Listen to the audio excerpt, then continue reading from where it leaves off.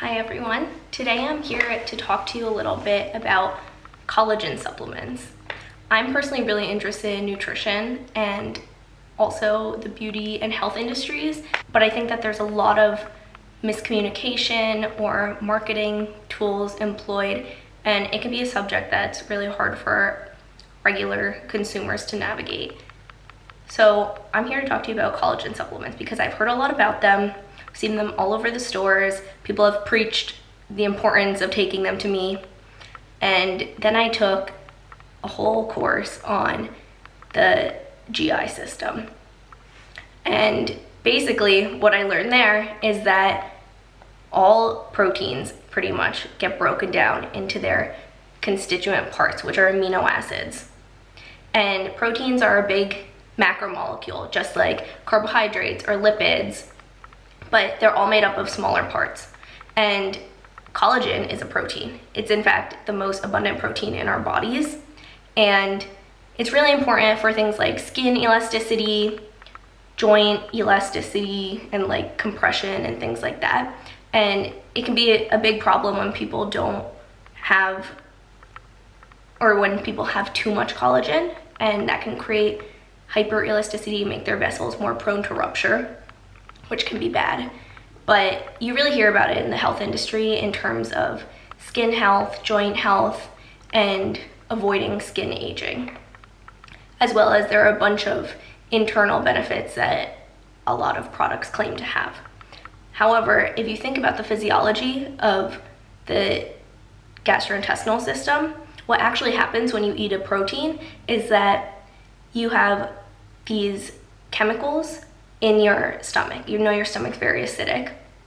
So it breaks down all the proteins that you eat, well, mostly, and then it goes to your intestines, your small intestine, where even more enzymes from your pancreas are added. And those further break down the whatever proteins are left into single amino acids or di or tri-amino acids, di or tripeptides. So that's just not totally in the smallest form, but just a tiny bit bigger.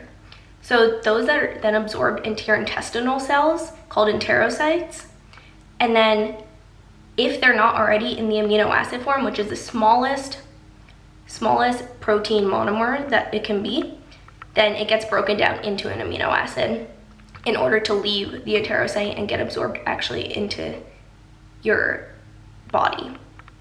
Otherwise, it can't be absorbed. So what happens when you're taking these protein supplements is that you're actually not getting it in the collagen form. You're really just adding more protein to your diet, and they're absorbed all the same way. So in my opinion, these collagen supplements, physiologically, it doesn't make sense how they would cause all these benefits for the sake of being collagen. Because once they're absorbed, they're not gonna magically reassemble into collagen unless your body needs that and decides to do that. But there's no inherent like instruction within these amino acids saying, oh, this one is destined to become collagen.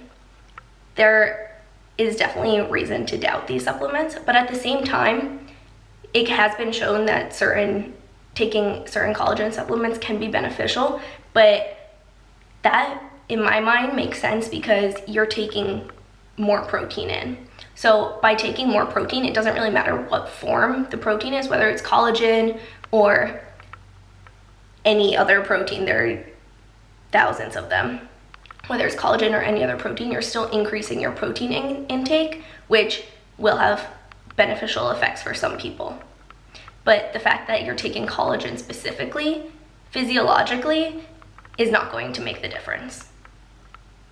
So I know that this field is really made non-accessible for people, so I want to make a whole playlist on my channel for being like medical mythbusters. So if you have any questions about certain trends or maybe even certain diseases, I'm happy to do research and then present it in a more accessible way.